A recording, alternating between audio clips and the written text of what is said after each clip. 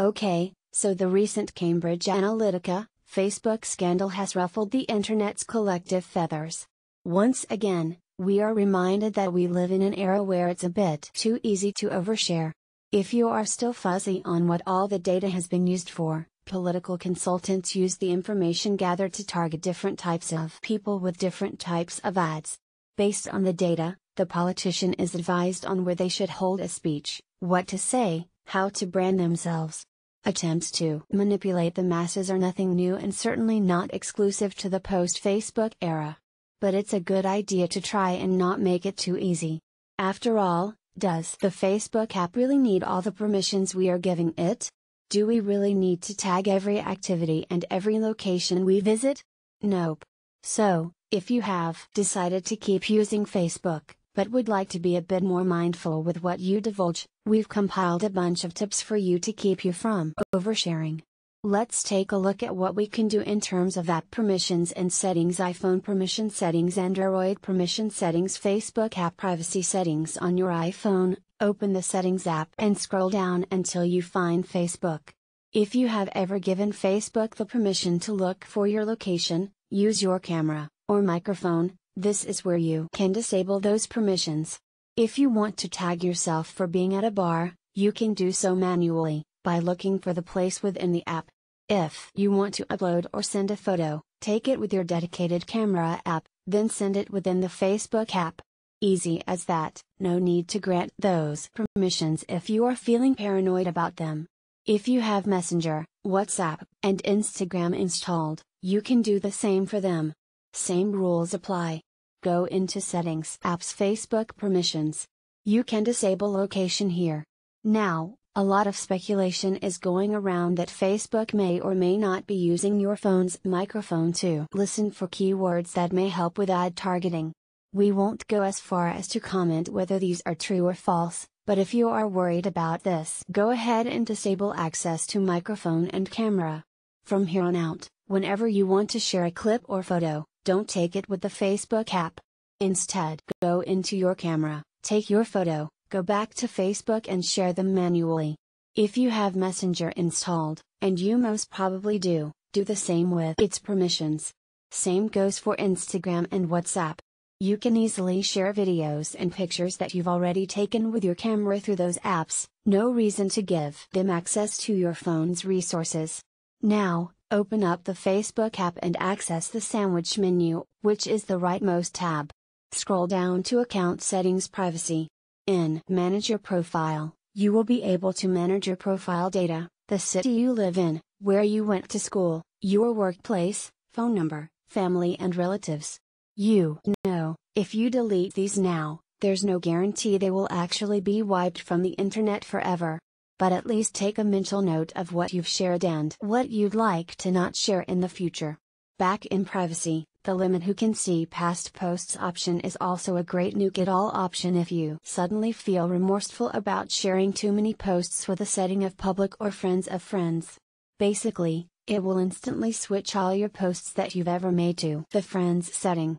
This means that anyone who is marked as acquaintance or anyone who is not your friend at all will not be able to see them, unless they are tagged in them. Go back to the Account Settings submenu and enter location for a brief moment. Since we removed the location permission from the phone's settings, you will be warned that the toggles in this menu won't work unless you grant that permission back. That's okay, we're not here to do that. Get rid of the prompt and turn off location history. Now, let's get to the interesting bit. Go back to Account Settings and down to the Apps submenu. Here's a breakdown of what you can do in each tab: 1. Logged in with Facebook, this will give you a list of all the apps, polls, games, and services you've ever synced to your Facebook. Guess what? Even if you uninstall the app, the service itself still has permission to access your profile. So, scan through them carefully and delete any one you no longer use. 2. Platform. This is the nuke-it-all option for the above tab.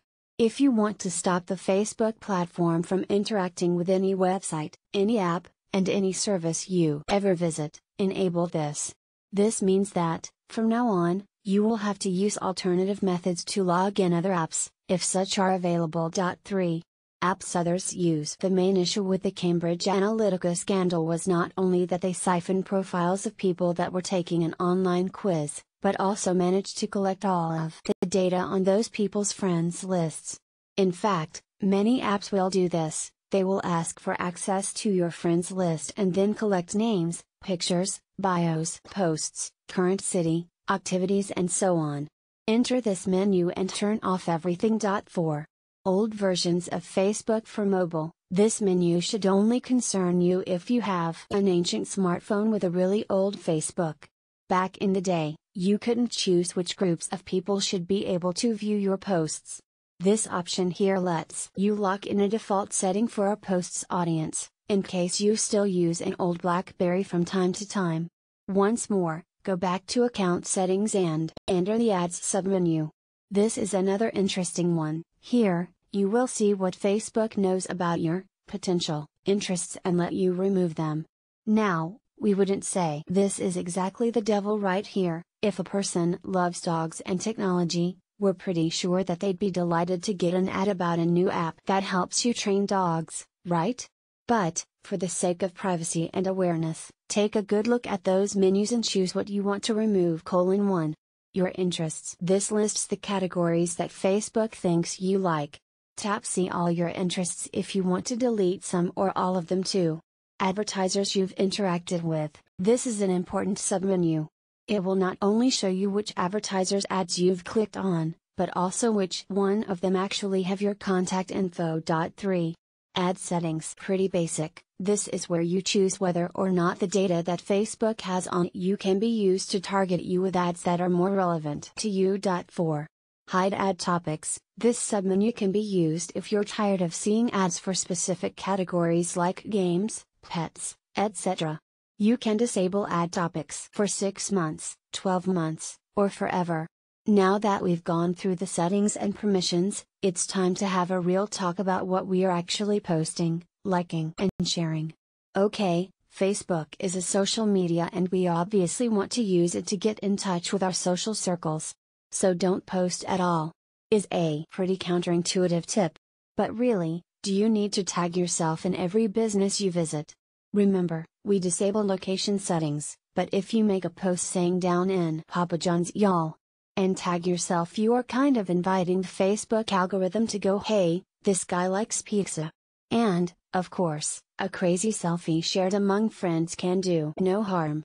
You may want to pay careful attention to your audience settings for every post, cycle through public and friends regularly.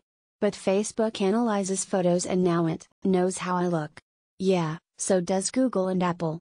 Our point is, if you want to keep your mugshots out of digital farms, be really careful which cloud services you upload to. And do know that whatever you've uploaded thus far is there forever. Whenever you like an article, that's recorded. Whenever you share it, Facebook remembers.